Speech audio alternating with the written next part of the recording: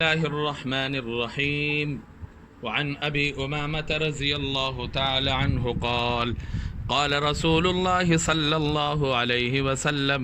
من أحب لله وأبغض لله وأعطى لله ومنع لله فقد استكمل الإيمان۔ حضرت ابو امامہ رضی اللہ تعالیٰ عنہ سے روایت ہے، رسول اللہ صلی اللہ علیہ وسلم نے ارشاد فرمایا، جو شخص اللہ ہی کے لیے محبت کرے اور اللہ ہی کے لیے بغض رکھیں اور اللہ ہی کے لیے خرچ کریں اور اللہ ہی کے لیے خرچ بند کرے تو یقیناً اس نے ایمان کو کامل کر لیا۔ اس حدیث میں آپ صلی اللہ علیہ وسلم نے تکمیل ایمان کی 4 چیزیں بطور علامت کے بیان فرمائی ہیں۔ چیزیں تو اور بھی ہو سکتی ہیں، لیکن ان 4 کی تخصیص اس لیے ہے، ان کو ہائی لائٹ جس کو آپ لوگ کہہ دیتے ہیں، یا ان کو واضح طور پر بیان کرنے کی وجہ یہ ہے کہ 4 چیزیں نفس کے لذت کے ساتھ تعلق رکھتی ہے، لذائذ نفس کے قبیل سے ہے، اور اسی وجہ سے ان میں اخلاص پیدا کرنا ہی بڑا مشکل ہے۔ اگر کوئی شخص لذائذ نفس میں اخلاص پیدا کرنے میں کامیاب ہو گیا تو دوسری چیزوں میں بطریق اولا وہ اخلاص پیدا کر لے گا، اور یہی کمال ایمان ہے۔ یا دوسری وجہ، آسان سی وجہ ہے، سمجھ میں آنے والی وجہ ہے کہ ان 4 کی تخصیص اس لیے کر دی کہ ان تمام کے تمام کا تعلق قلب سے ہے، یہ کیفیات قلب ہے۔ جب قلب سدھر گیا تو پورا نظام سدھر گیا۔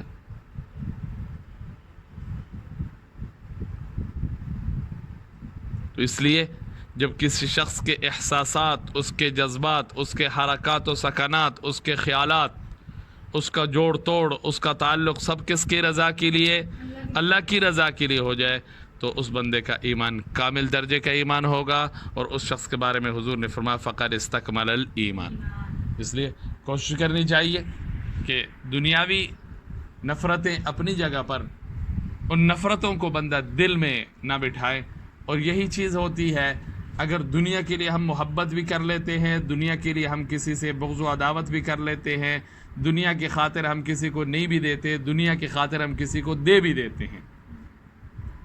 لیکن اس محبت پر ہمیں سوائے رسوائی کے کچھ نہیں ملے گا، اس دشمنی پر سوائے رسوائی کے کچھ نہیں ملے گا، اور جو نہیں دیتے تو لوگوں کے ہاں کنجوس مشہور ہو جائیں گے، دیتے رہے تو لوگوں کے ہاں سخی بن جائیں گے، سخی مشہور ہو جائیں گے، لیکن اس پر آخرت میں کوئی اجر ملنے والا نہیں ہے۔ مشکات ثانی میں صاحب مشکات رحم اللہ تعالیٰ نے باقاعدہ باب باندھے الحب للہ والبغض للہ، اور اس کے تحت کافی ساری احادیث لے کے ہیں۔ اللہ کی رضا کے لیے کسی مسلمان سے محبت کرنا یہ عبادت ہے، ثواب کا کام ہے۔ اللہ کی رضا کی خاطر کسی مسلمان سے بغض رکھنا کہ اللہ کا دشمن ہے، اللہ کے نبی کا دشمن ہے، بالکل ٹھیک ہے، اور باعث اجر و ثواب ہے۔ نہیں دے رہا کسی کو، بھائی یہاں دینا گناہ ہے اس لیے نہیں دے رہا، اللہ کی وجہ سے نہیں دے رہا، دے رہا کہ کہیں یہ نہیں دیکھ رہا کہ کون ہے، کہاں سے ہے، لیکن دیکھ رہا ہے کہ اس بندے کو ضرورت ہے اور اللہ کی رضا کی جگہ ہے، وہاں پر خرچ کر رہا ہے۔ لیکن دیکھا جائے تو ان 4 چیزوں میں ہم اپنی مرضی کرتے ہیں، اس میں ہم شریعت کا حکم، حضور نبی کریم صلی اللہ علیہ وسلم کی ترغیب کو نہیں دیکھتے۔ محبت کرتے ہیں جہاں مرضی ہوئی، عداوت کرتے ہیں، دشمنی کرتے ہیں جہاں دل ہوا، جہاں مرضی منع کیا نہیں دیا، جہاں میری مرضی ہوئی وہاں پر لاکھوں خرچ کرنے شروع کر دی۔ بیٹے کے شادی کے موقع پر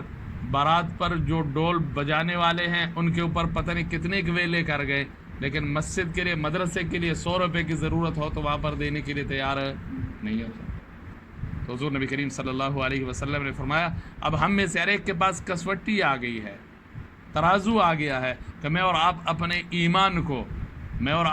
ایمان کو تولیں، آیا یہ 4 علامتیں میرے اندر موجود ہے یا نہیں ہے، یہ 4 خصلتیں میرے اندر موجود ہے کہ نہیں ہے۔ لمبی چوڑی تو بات ہی نہیں ہے۔ من احب للہ وابغض للہ ومنع للہ واعطى للہ، یہ 4 چیزیں جس میں پیدا ہو گئی فقد استکمل الایمان، اس کا ایمان کامل فرما۔ اس لیے کوشش کرنی چاہیے۔ جی